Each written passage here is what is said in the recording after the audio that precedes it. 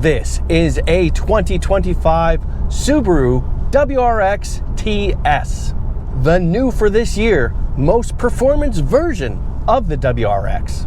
The base price of the base Subaru WRX Premium is $36,920. Jumping into this TS raises that price to $46,875. And my test car does include a $395 optional paint and costs $47,270. All right, with that, now is a good time for me to pull over and show you around and inside this WRX TS. Looking at the car in profile, this gives you a nice look at the new for 2025 Galaxy Purple Pearl paint. This is a $395 optional color, and I think it looks nice. Unless it's getting direct light, it looks very blue to me, but in the direct light, you can see the purple. It's a very deep purple. It's a very nice color. I will go ahead and put the dimensions up on the screen right now for you to see and let you know that I have a lot more information in the description. Check out these seats. These are Recaro sport seats, and they've got deep upper bolsters right here, and they are thick and snug, and deep lower bolsters as well that hold you in place really well.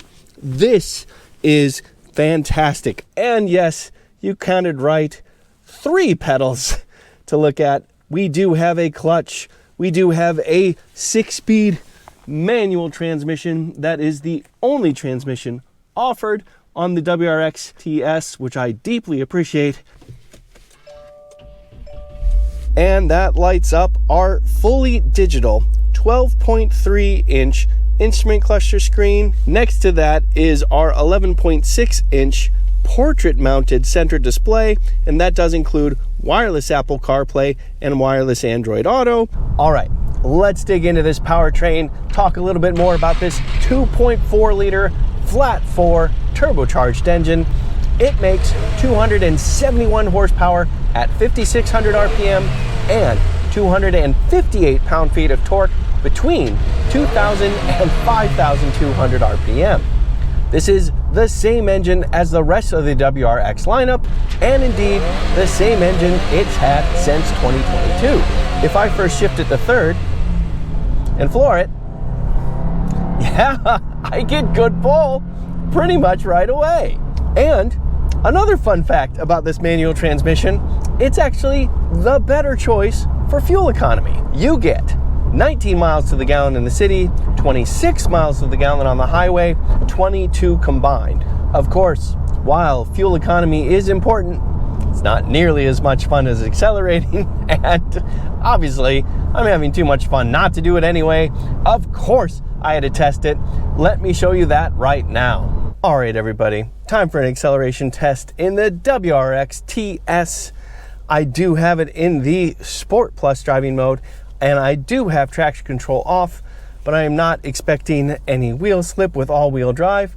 To be honest, this is a manual transmission, which is fantastic, but it's not my car, so I am gonna take it easy on the clutch, and I'm not gonna go crazy. So this isn't gonna be the fastest possible acceleration, but more feeling what full throttle acceleration is like. All right, let's find out. Okay, coming to a complete stop. About 4,000 RPM. Slip the clutch. Oh, a little bit of slip. Early shift so we don't overdo it. 6,000 RPM, 2, 3. Ah, that's good pull.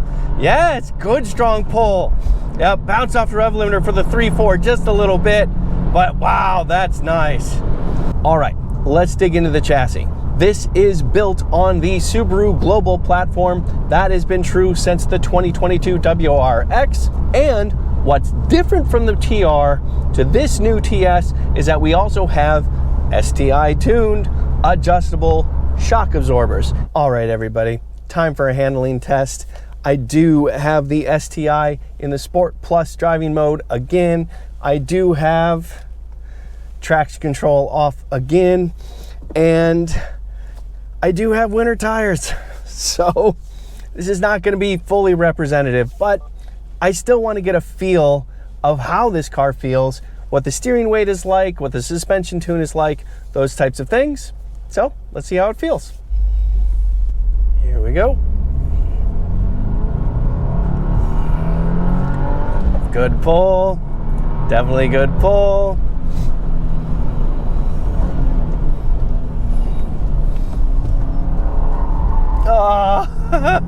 Understeer courtesy of winter tires, but not much body roll. Yeah, I mean, we've got winter tire understeer, but otherwise we've got really fast responsive steering and a nice and flat body, very little motion in the body, and the stiff suspension, you can feel it when we go over the whoops in the road. It is tight and I love it.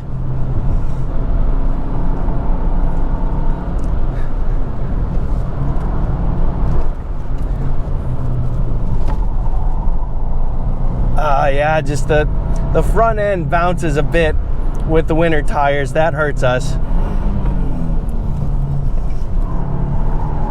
Massive understeer.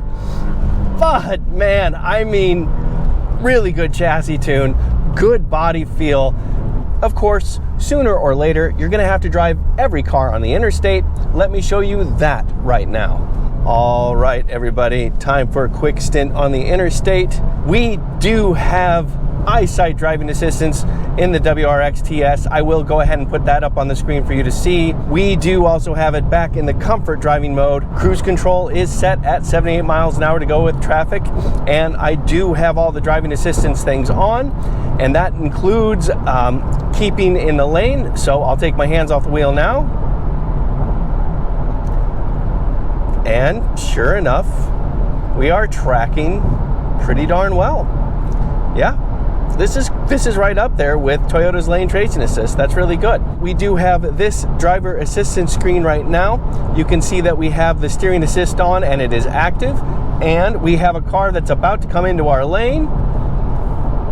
And there it is right there. More fundamentally, we are of course in the 6th gear, and that means RPMs around 2,700. I think 2,650 is what I'm seeing at 70 miles an hour right now because of traffic.